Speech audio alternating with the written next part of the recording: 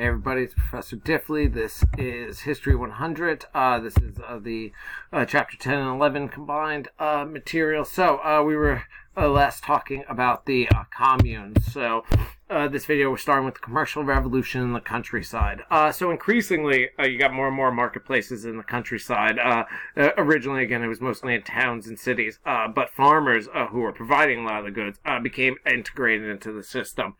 More and more, selling their goods and also wanting more and more of the money economy because it allowed them greater freedom to purchase things, save, again, just didn't have to barter goods. So increasingly that's going to work in their favor. At the same time, the nobles and large landowners also become more and more business-like. They actually hire literate accountants, managers, and they start turning their farms more and more into a business than they ever had before. So increasingly, again, it's becoming commercialized at this point.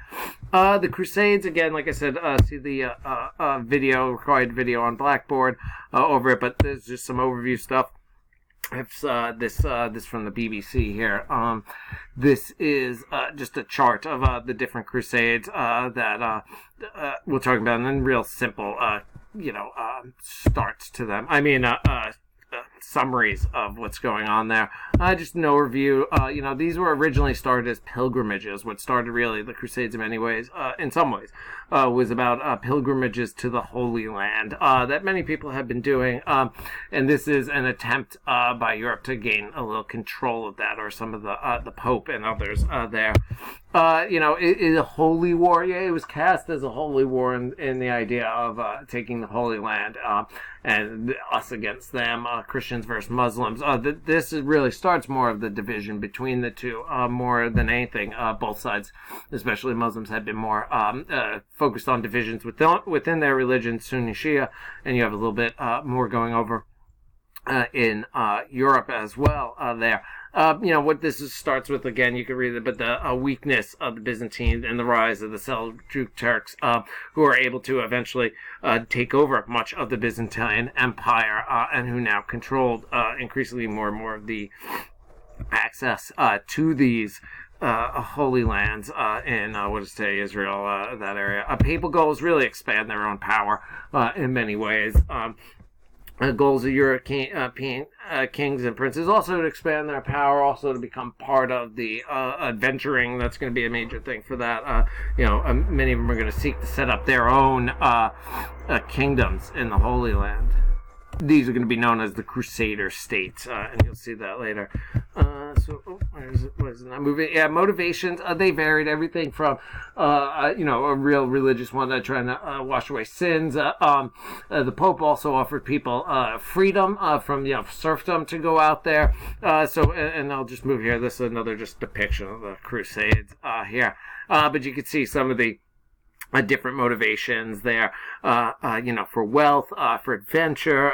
Really did believe in the religious mission that they would be, cleansed of sins, ticket to heaven sort of thing. Some thought they were called to it, but a lot of it was other worldly causes as well. You could see some of this. I mean, some of the ominous starts this as attacks on Jewish populations as part of the Crusades here, and the worsening relations that I talked about before. There is some exchange of knowledge, more. Again, there had been already before in the past, but more. There is increase of papal power and influence. Again, a very minimal impact on the Muslim world in the long run here. Had some more changes there, but you can see more on this. Again, this is the call for the Crusades. Pope Urban who calls for it at 1095 at Claremont. Again, as I talked about, the motivations, they are going to vary. But again, for the rest of this, take a look at the the video, the notes here in the slides. This is the pogroms, the attacks on the Jewish communities I was talking about.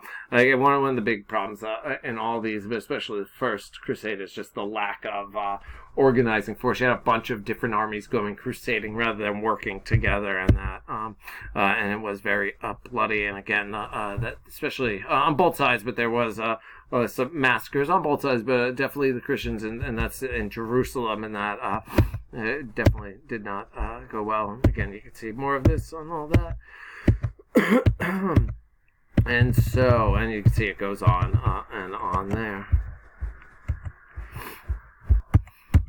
And here we'll start here from England, the common law, the origins of common law, constitutionalism, representative government. This is a topic that spans both the chapters for this week, for this module, you'll see. So, and again, there is videos on this. There's 2 videos on the Norman Conquest. Watch those there on that. But this is really what this is, a change or turning point for England in many ways in its history. This defeat of the Anglo-Saxon King Edward. And what this is going to lead is now there's going to be 3 contenders for the throne. Harold of Wessex, Harold of Hardrada, and William of Normandy, who is going to eventually take over here and tie the English back to the continent much more than they ever had been before. And you can see the video of who the Normans are. One of the big things is why William the Conqueror was able to really control England so much is he won it by the right of conquest rather than anything else. So that he really, he was able to force changes in all of this. Excuse me, the Battle of Hastings, where William is able to defeat the Anglo-Saxon army there. This is a historical importance here is because it ends one era of English history and starts the Norman period. So it ends the Saxon part, and now the Normans are there. French becomes because the Normans again are from northern France. They were once the Vikings. They are able to he institutes French as the court's language, the king's court, and over time English blended with the Anglo-Saxon language of English blended with French to make the modern English language as we know it there. Other parts here, this is not turning again. The Domesday Book. So he starts the first census. Again, you'll see stuff on that. It's really cataloging a census of everything in England, who owned what. It's still used today. It's a huge undertaking, a great source for historians. But it also it starts a chain of who ownership for lands and that. And again, this really does tie them more and more to the continent, more like the rest of Europe than anything else. And here's just some more information on this. Here's the how it changed England and Western Europe. You can see this there. This is the Doomsday Book. Again, you can see this is an actual picture of the copy of it there. But this also begins common law and then later constitutional law.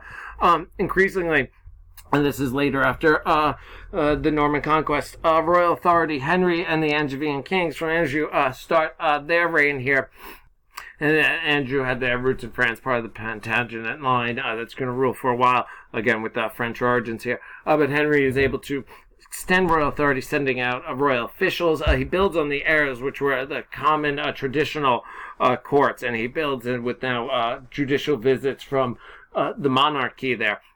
And by doing it, and even getting involved in laws and disputes that would have been held on the local level, creates what someone calls a common law that is shared across the realm and now administered by the king and the king's officials.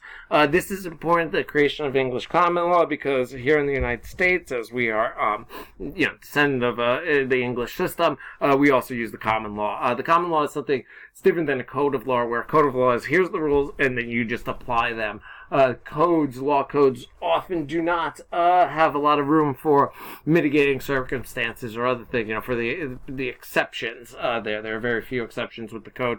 Here it allows things to change, allows the law to evolve as society changes that, and it's used here in the United States, in at least 49 states. The French, Louisiana uses more of the French laws as a basis rather than the rest of America with the English common laws. And then you have the Magna Carta, the Great Charter, which is depicted here on the right. This is the beginning of constitutionalism. It is a charter, a constitution instead of rules that the king had to play by, what he was allowed to do, what he wasn't allowed to do, forced on him by rebellious nobles, barons. So what's interesting is the Magna Carta is looked at as the first in the chain leading up, as we do here with the Constitution, the American Constitution, of laying out a frame of government, what the king cannot do and can do. This only applied to the barons, but later over time will be expanded upon. But you have things like setting up due process, before the law, that you have to have your day in court. That these sorts of things are created here in the beginning, and again, obviously they have still an impact today.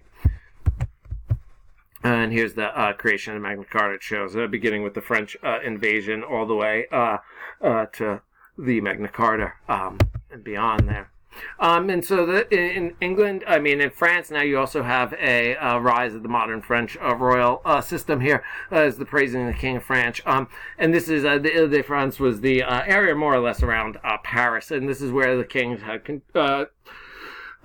traditionally held power rather than over France. But you get that change with Louis VI, also known as Louis the Fat, and Suger, the Abbot of Saint Denis, his biographer and also chief advisor. They also begin to extend royal power, calling upon vassals more and more than before, aid in war, collecting taxes, dues. Something that also helped Louis VI do this is control of Paris, the emerging commercial center of that. So he had more and more power, and this is again expanding it just beyond just the city of Paris and the region around it. And you see this go even further with Philip II, who becomes the teenage king there, and he begins to expand French power. He takes the throne as a teenager, about 15 or 16. He expands French authority into Flanders, Normandy, Anjou, and wins at the Battle of Bouvines there. And again, in 1214, all this great military success wins him the honors of Philip Augustus. And if you remember back early to Augustus Caesar, this is sort of a reference to that. Starts new forms of administration, again, more and more use of royal officials that he picks from the lower nobility, so they owe more allegiance to him because he's rising them up in the social, economic, political system. Also starts keeping royal depositories of royal orders. It used to be when the king sent out orders, they were kept by one person. Now by setting a depository, you have a history of what the king does. It sets a record for it again, so extending. So it's harder and harder for people to ignore what the king's orders are or go against them, because you have more and more of a change here. And you can see the other France is there, and these are the areas where he begins to expand power more and more here.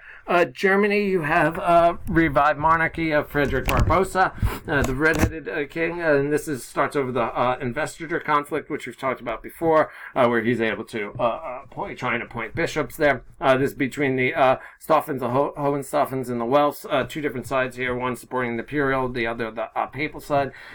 Frederick Frederick Barbarossa is able to become king because he is of ancestry of both sides. So he's elected there by the nobles, chosen to be king as sort of a to bridge the gap between each side. He's able to gain support for extending his own power to a degree by supporting the German princes more, giving them more and more freedom and for their own. It is a lord-vassal relationship. But he has a longer goals. Even though he loses a little bit of power, he gains more in the long run. Control of Italy here, again.